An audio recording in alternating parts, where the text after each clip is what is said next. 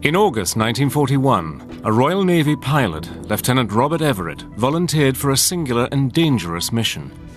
He agreed to test, in open combat, an extraordinary invention that hopefully could take on the marauding German U-boats which threatened the United Kingdom with starvation. It was the world's first rocket-propelled fighter. The pilot is going to be under a great deal of stress. This mission is without doubt the most difficult he will ever have faced in his combat career. Lieutenant Everett was flying a one-way only mission in the middle of the Atlantic Ocean. He had placed his trust in the work of a covert band of mercurial scientists recruited by the Allies. Their urgent task was to match the superior technology of the Nazi regime and invent vertical takeoff. Rocket power and wings. This is the hitherto untold story of these secret Allied aircraft and the men who imagined the future.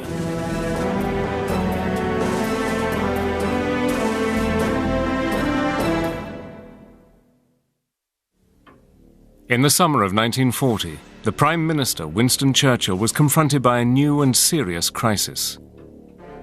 Nazi Germany had unleashed a formidable weapon against the convoys bringing food from America to the beleaguered people of Britain. It was the Fokker-Wulf Condor, the first military aircraft capable of flying within range of the United States eastern seaboard. Churchill called the Condor the scourge of the Atlantic. The Condors wrought havoc and destruction on a massive scale. In a matter of months, they sank nearly 1 million tons of Allied shipping. Condor crews were the elite of the Luftwaffe. They mounted daring bombing raids at low altitudes. But the Condors had another and more ominous role to play. The Condor served two roles for the German Navy. It was a bomber attacking Allied ships, but it also became the eyes and ears of the U-boat fleet, able to spot oncoming convoys and signal their presence to the U-boat commanders.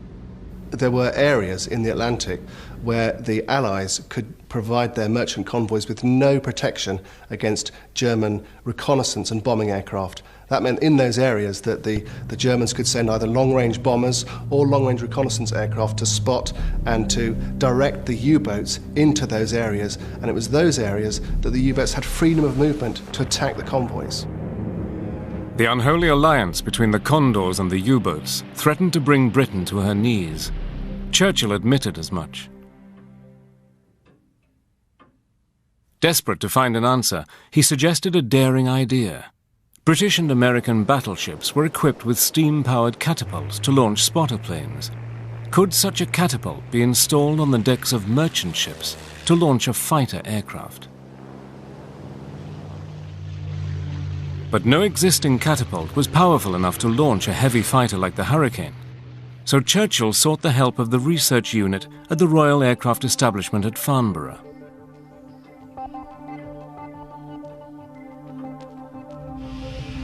Within a week, the scientists responded. They came up with an incredible method of launching a Hurricane from the deck of a cargo ship. It was decided to use a rocket sledge in order to get the Hurricanes airborne. And if you think about it, it's the only way you're going to get a fully armed and fully fueled Hurricane fighter aircraft airborne off the deck of a merchantman in a very short space. The catapult was powered by a cluster of 13 solid fuel rockets.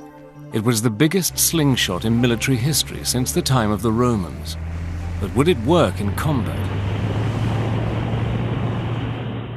Launching the Hurricane from a ship by a rocket-powered catapult is not as easy as you think. First of all, the rocket had to reach a speed instantaneously that was sufficient to get the plane off the deck, otherwise it would drop into the sea. Equally, the kick of the rocket couldn't be too fast, otherwise the acceleration might break the pilot's neck. The first manned test flight went well. However, there was one major problem with the idea of the catapult. Once launched, there was no way the pilot could return to the ship. The principal reason for the introduction of the Hurricane was essentially as a stopgap measure. This is a one-way mission and possibly a suicide mission. Hurricats were modified Hurricanes. They were piloted only by volunteers.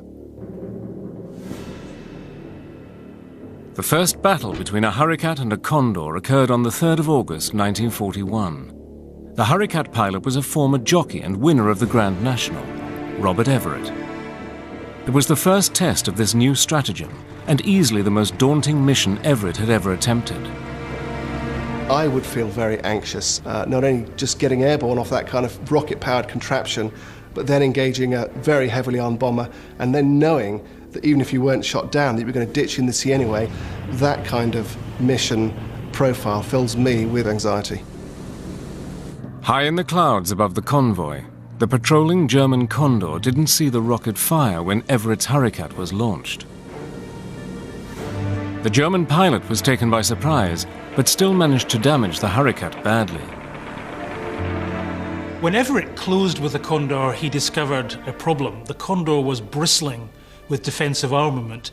It carried 8 machine guns and a heavy cannon, and those soon took a toll of his aircraft. Knowing that he was all that stood between the convoy and its destruction, Everett fired the last of his ammunition straight into the Condor's cockpit. The German bomber went down in flames, the first target to be destroyed by a Hurricat. But Everett wasn't out of danger. In a situation like this, you know that if you make one false move, you're not going to survive. If you don't find the convoy, they're certainly not going to find you. You're 40 or 50 miles away, and you could be anywhere as far as they're concerned, in any direction. So unless you find that convoy, you're almost certainly dead. But Everett's luck held. He nursed his aircraft at an altitude of 2,000 feet, and from there he spotted the convoy. He landed the plane safely on the water, close to the British ships, but the Hurricat quickly began to sink. The Hurricane was a very dangerous aircraft to try and land in the sea. It tipped over very easily, and that's what happened to Everett. As soon as he hit the water, the plane flipped over on its back and began to sink, and down he went with it. He had to fight very hard to get the cockpit canopy open, and he was very lucky to manage to struggle to the surface. For shooting down the Condor, Robert Everett was awarded the Distinguished Service Order by King George VI. He was killed the following year while on active service. But the Hurricats had turned the tide of battle against the Condors. I think the principal success of the Hurricats was the deterrent effect it had on German reconnaissance aircraft, in that after they were intercepted and after the first one was shot down, the Germans were less and less inclined to press home attacks or reconnaissance missions against convoys. Meanwhile, on the other side of the Atlantic, an engineer's visionary imagination was taking flight.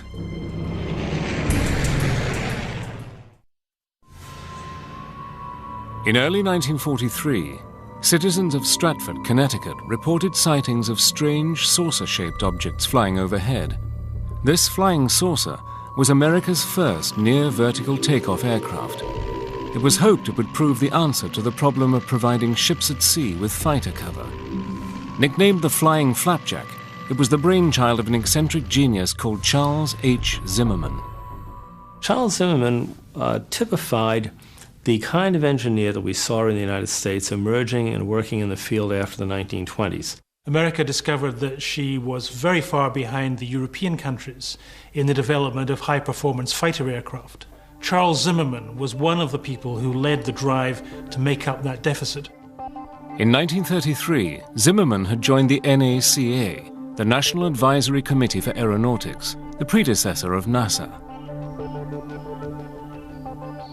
The NACA was an extraordinary organization in that it rebuilt the technical excellence of American technical work.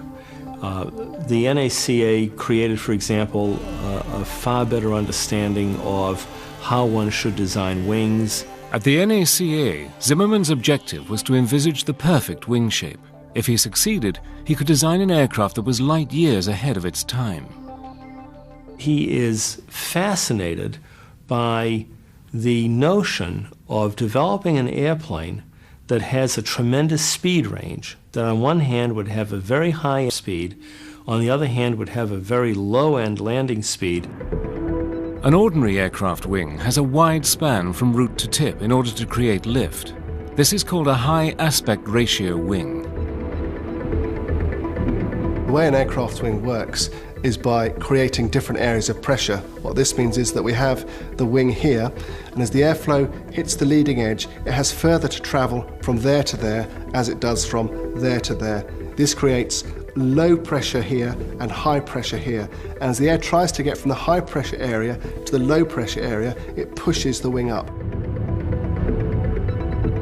But an ordinary aircraft wing has a drawback. The wide, high aspect ratio creates drag against the airflow, which slows the plane down. But Charles Zimmermann had found an answer to this problem. The idea was, why don't I have a much smaller wing, a much lower aspect ratio wing? A smaller wing creates less drag, permitting greater speed, but as a result it has another drawback. When the spill happens over the side of those short stubby wings, as happens on all wings, as the air moves from the low to the high pressure, it causes turbulence on the edge of the wing and therefore reduces and increases drag. Now the effect that has overall on the wing is greater on short stubby wings as opposed to long wings. To force its way through the resulting turbulence, the aircraft has to burn more fuel. Charles Zimmermann was the first man to discover a way to overcome this obstacle. Zimmermann's solution to the problem is breathtakingly simple. To stop the air from spilling out under the wingtips, he decided to move the engines to the wingtips so that the spinning blades of the propellers push the air back under the wing. The problem of turbulence having been solved, the smaller wing did indeed produce less drag and greater speed. But the new design had an even more revolutionary property: vertical takeoff. What he's looking at is something in many ways that's akin to what we would consider the tilt rotor today. His idea basically is to develop what we would call a super STOL, a super short takeoff and landing airplane. Zimmermann found that the unique characteristics of the low aspect ratio wing, combined with the wingtip propellers, caused the aircraft to float vertically off the ground, if in the presence of a strong enough wind.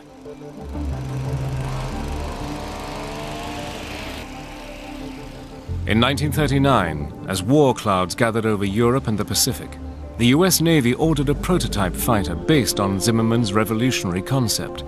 It was named the V-173. It had a wingspan of only 23 feet, tiny by today's standards. To save time on the test design, a fixed undercarriage was utilized. The long legs set the aircraft at the steepest angle to ensure immediate near-vertical takeoff. The cockpit extended around into the undercarriage to provide a wider view of the ground, like that of a helicopter.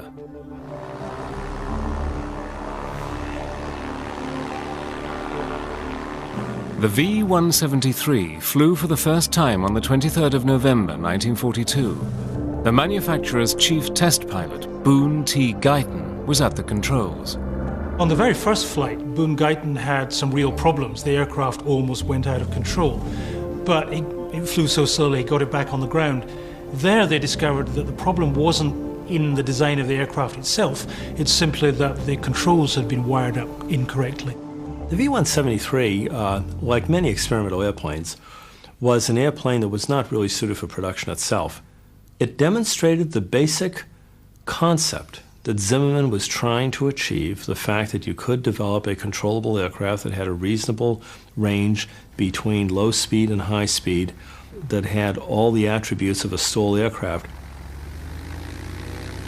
After some adjustments, the flying flapjack was soon performing exactly as Zimmermann had predicted it would.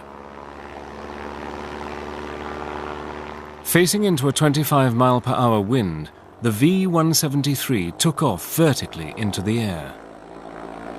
The V-173 was an aircraft that was a challenge to fly, but having accepted its limitations, the pilots who flew it were really quite astounded by the high degree of control effectiveness they did have over this configuration.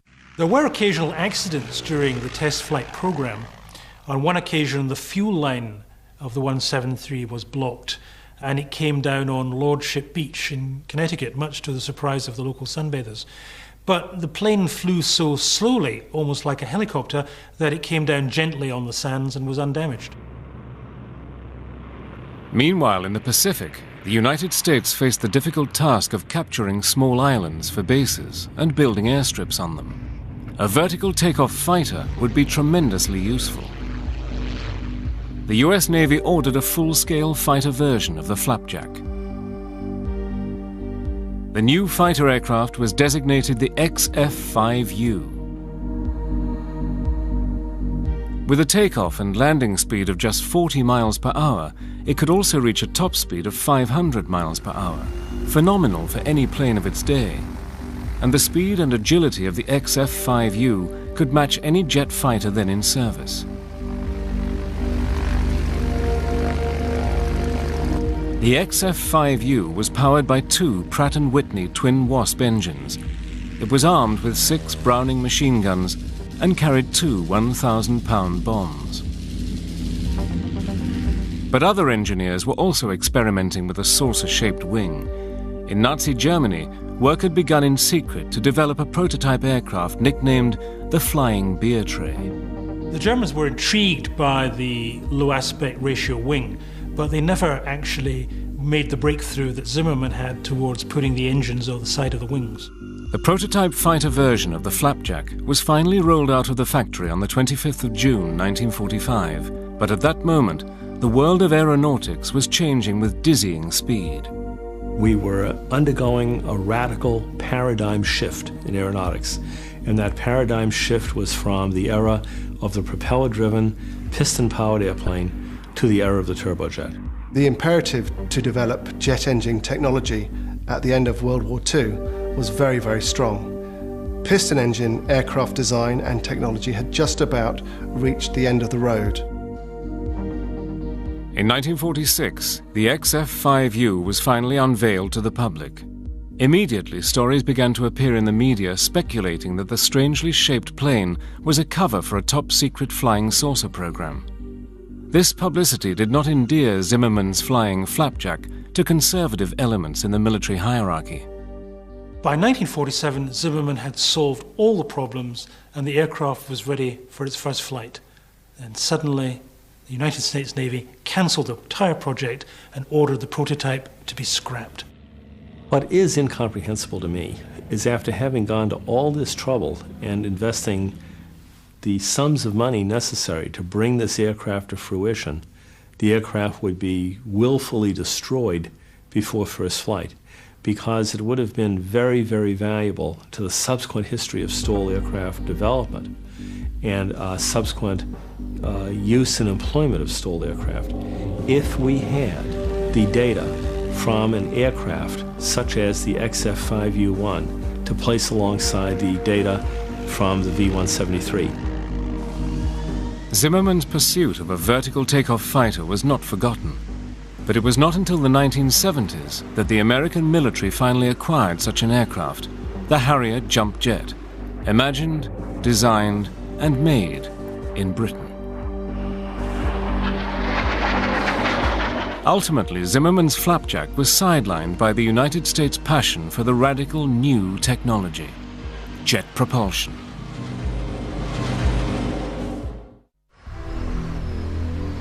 In August 1939, 2 weeks before the Germans invaded Poland, an important visitor landed in America to see a special demonstration of the latest US military aeroplanes. He was Ernst Udet, the man in charge of aircraft development for Hitler's new air force, the Luftwaffe. Udet wasn't particularly impressed. He knew that Germany had already begun to build a plane that was light years ahead, the world's first jet fighter, the Heinkel 280.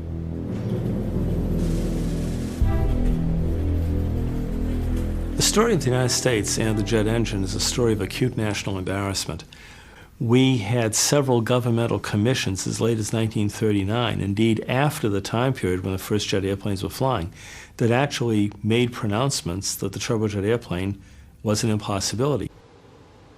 Yet some imaginative engineers were already thinking about jet propulsion, despite official opposition to the idea. Lockheed had a reputation as a company that was willing to undertake bold and innovative design. In the Second World War, Lockheed applied this to the turbojet revolution. Lockheed had, for many, many years, a very unique engineer named Nathan Price. He was one of the paper inventors of jet engines. He became a believer in jet engines. In the time period where Nate was working on the engine, where we were examining it, and everybody that could follow his notes examined it, and we could find nothing wrong with what he was doing. We designed an airplane to go around two of those engines, a fighter. We had never had a supersonic airplane by that time, and we were reasonably sure that this airplane would probably be capable of supersonic speeds.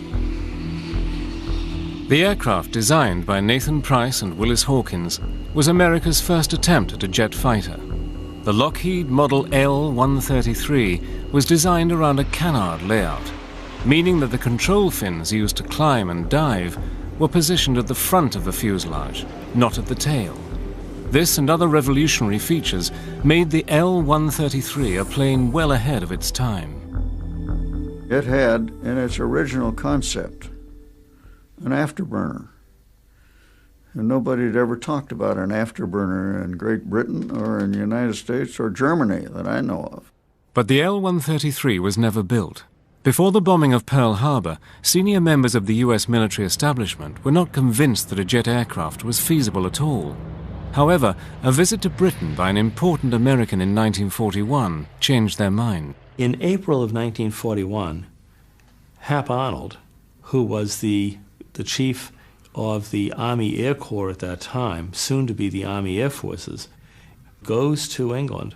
He says to his host, in effect, you know, some of my technical people are telling me, as odd as this may sound, that perhaps we should be looking at gas turbines. And the answer he gets is, absolutely. Do you want to see our airplane? Arnold was shown the Gloucester Whittle prototype, the first British turbojet aeroplane.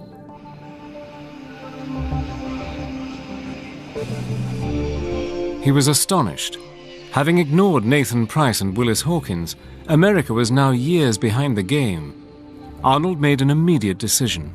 He would seek out America's ignored geniuses and offer them lucrative research contracts and restore America to the cutting edge of aviation technology.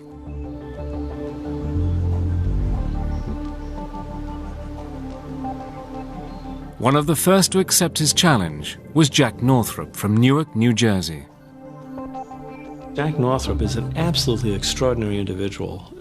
If you looked at the individuals who transformed American aviation in the 1920s and 30s, and you considered all the engineers and all the scientists, you would have to recognize that the designer and industrialist who did the most to make this transformation a reality was Jack Northrop.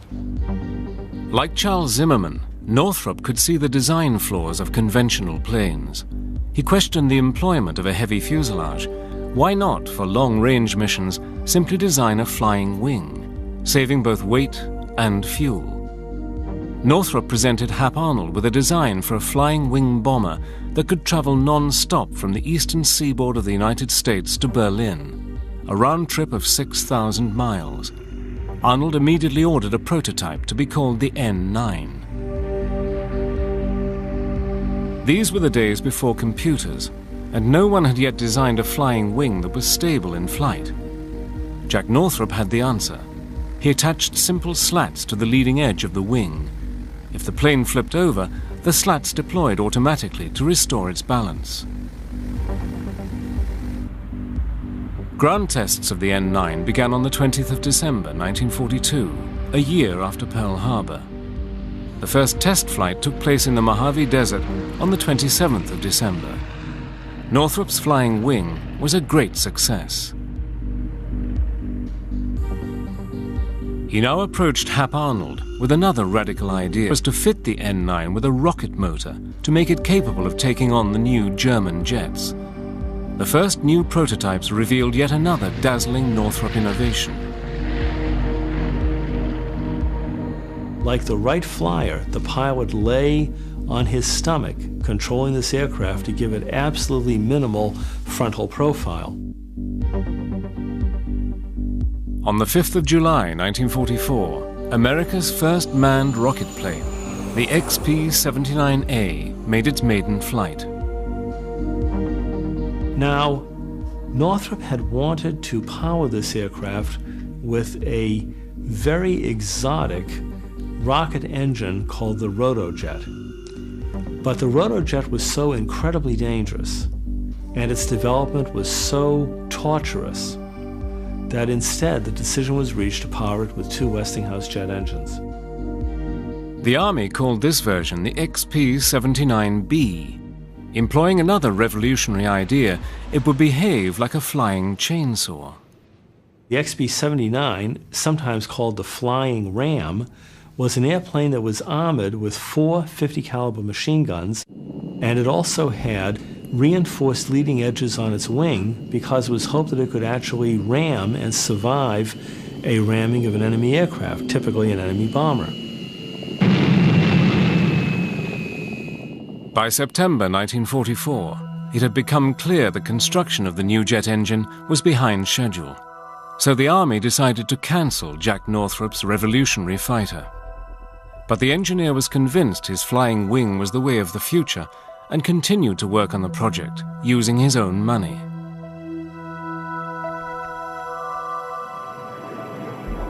On the 12th of September 1945, a month after Japan surrendered, the jet-powered XP-79B was ready for its maiden flight. The pilot was Harry Crosby.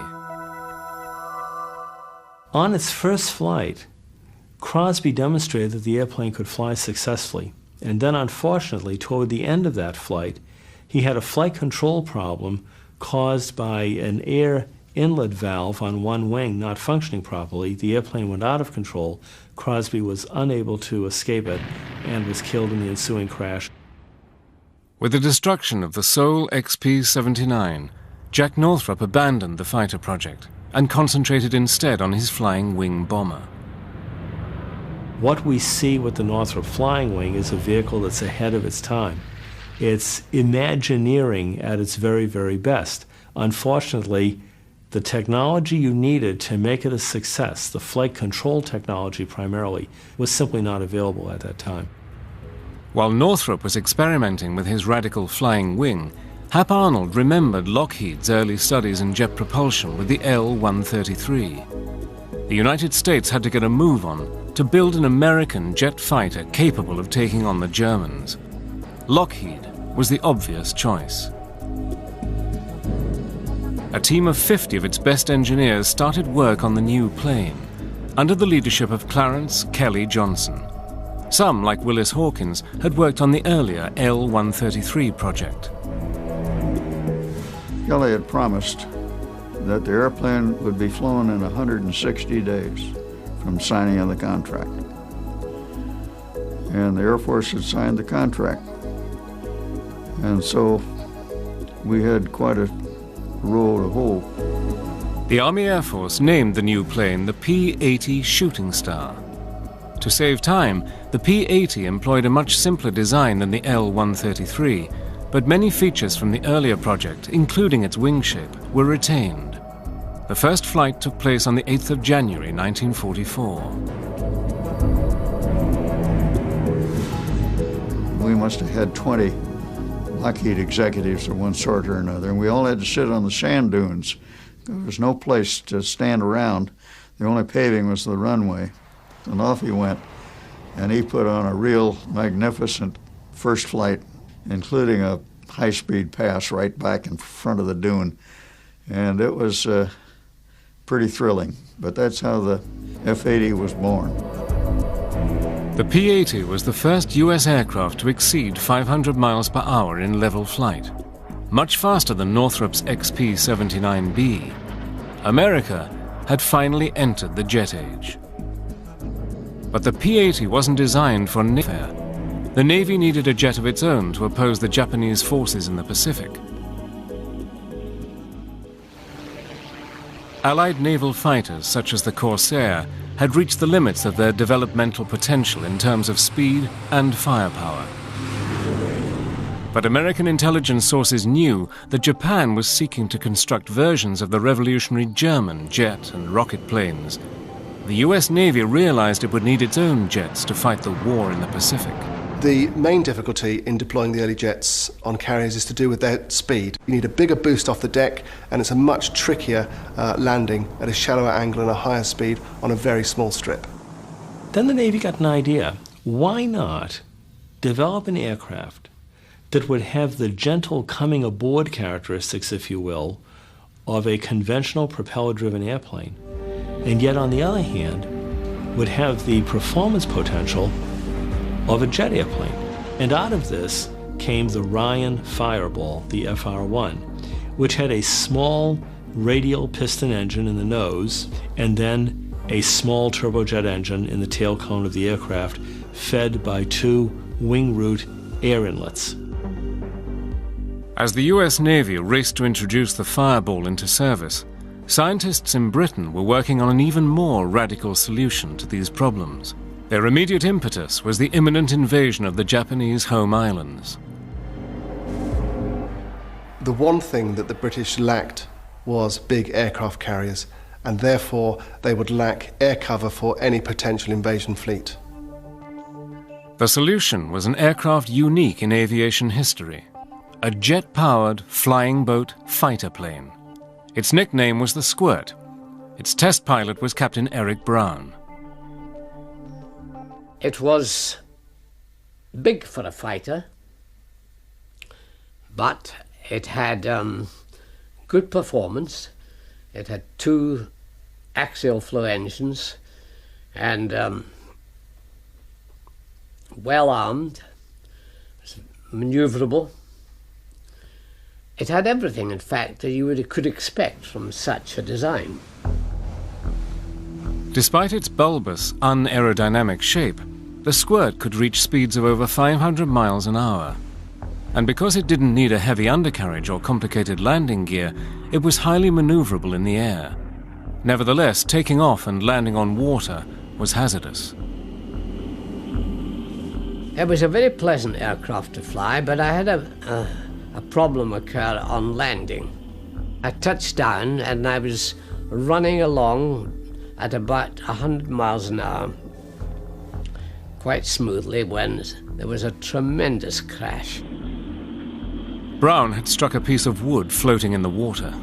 It shot out like a cannon and struck one of the floats, knocking the float clean off, the starboard float, and the aircraft cartwheeled over.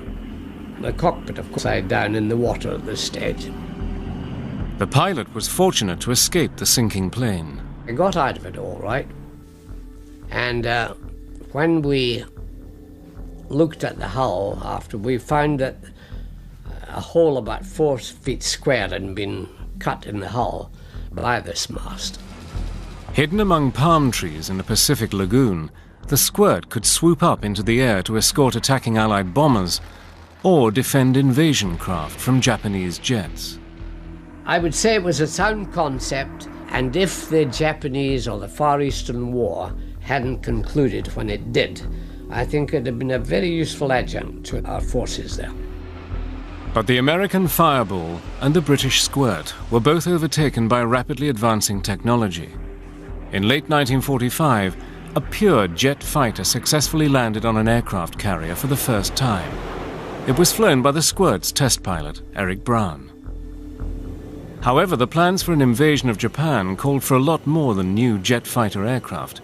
To attempt to win a war in the air over intercontinental distances, Allied scientists made a technological leap that still defies the imagination.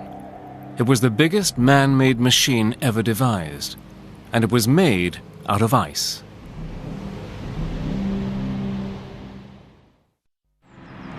In late 1942, an unexpected guest paid a visit to the Prime Minister, Winston Churchill, at Chequers, his official country residence. The visitor was Lord Louis Mountbatten, Chief of Combined Operations. As it happens, Churchill is in the bath, but that doesn't stop Mountbatten. He goes in and he drops into the water of the bath a block of what looks like ice. Churchill's a bit surprised by this, but he notices the ice is not melting. It's a very special kind of ice. It's called pykrete. Pykrete is essentially ice mixed with wood slurry. The effect the wood slurry has on the ice is it doubles the tensile strength of ice. Pykrete was a kind of super ice, as strong as concrete. Mountbatten was imagining giant aircraft carriers made out of this amazing new material. Pykrete was the invention of a very eccentric English scientist by the name of Geoffrey Pike.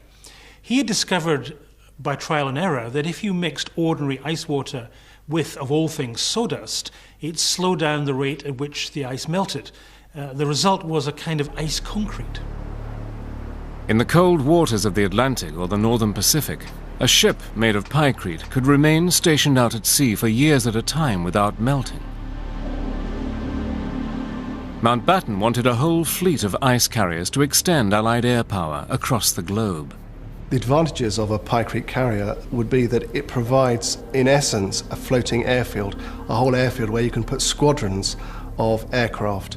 Maintenance levels are low, and the stuff is so dense, they are virtually indestructible. The pykrete carrier would not just be an iceberg ship which would melt over the course of time. It would be designed to last indefinitely. The design concept was called Habakkuk, or HMS Habakkuk, and this was to be a floating block of ice which was 2,000 feet long and 300 feet wide, constructed out of 40 feet blocks of pykrete. The pykrete aircraft carrier was essentially a giant refrigerator. It was composed of blocks of ice, but through the middle ran pipes, and through these pipes ran coolant. Several times taller than the Statue of Liberty, HMS Habakkuk would have been the largest floating construction ever created. By comparison, the biggest ship afloat at the time was the transatlantic liner Queen Mary, which weighed 86,000 tons. The Habakkuk would weigh 2 million tons. After Mountbatten's visit on the 7th of December 1942, Churchill wrote him a memo. It said, "The advantages of a floating island or islands, even if only used as refueling depots for aircraft, are dazzling." The top-secret memo was stamped in red, "Action this day." A lot of American assistance would be required to undertake this vast construction project.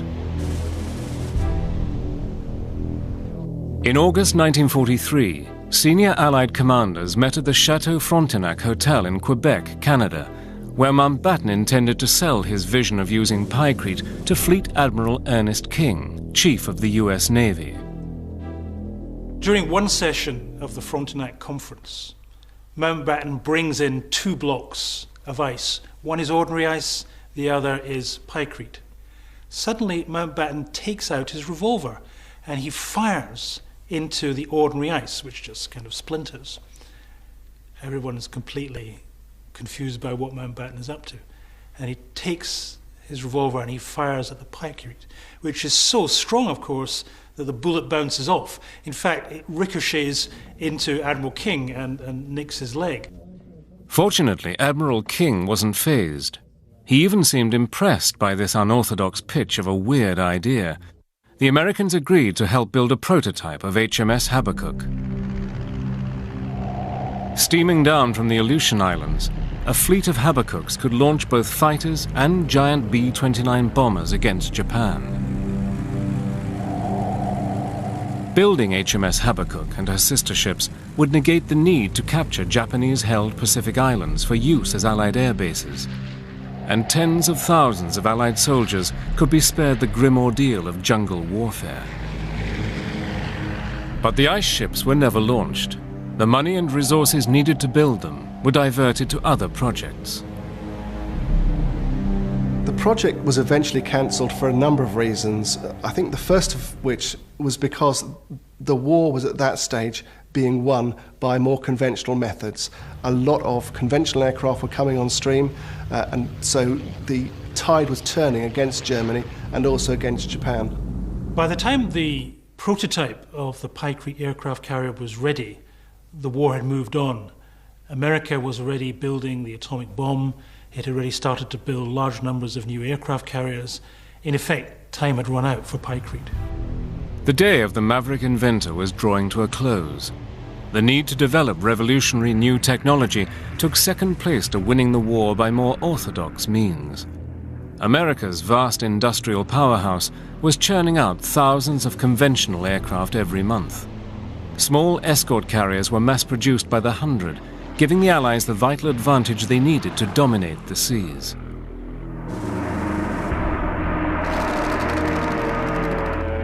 But the ice ships, although never launched, have not been forgotten. Since World War II, there have been numerous proposals to build commercial ships or indeed floating islands made out of Pykrete.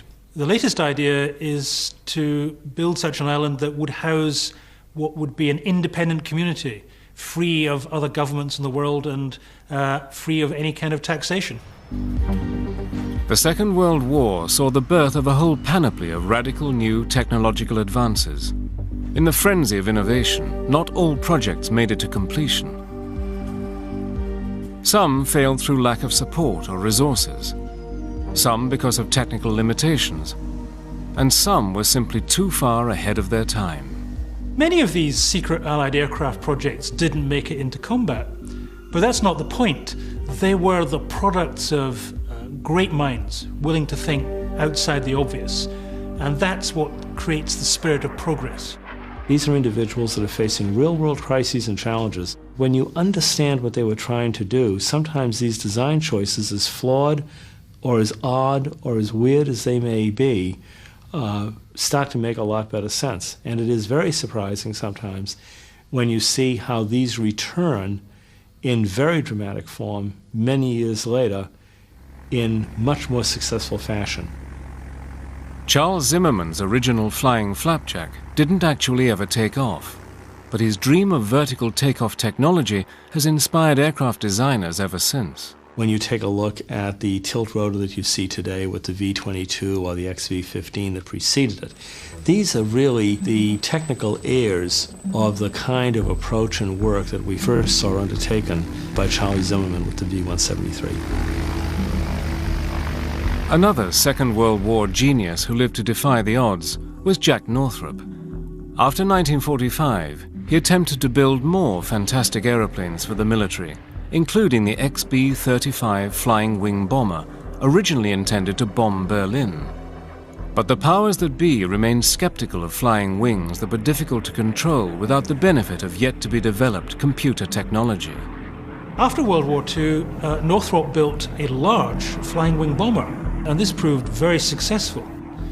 Yet again, though, it was too radical for the military, so it was never put into production.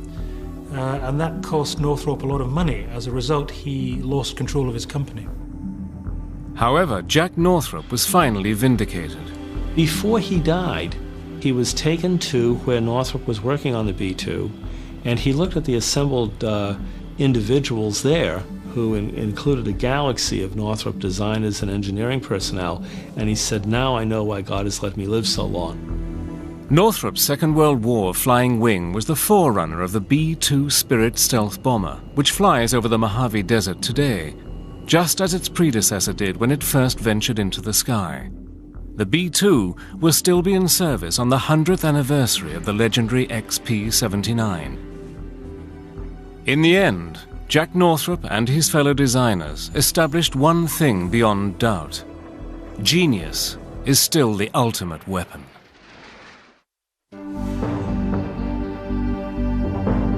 Next this afternoon, the life and deeds of the notorious traitor, American-born William Joyce, who as Lord Haw-Haw broadcast Nazi propaganda from Berlin.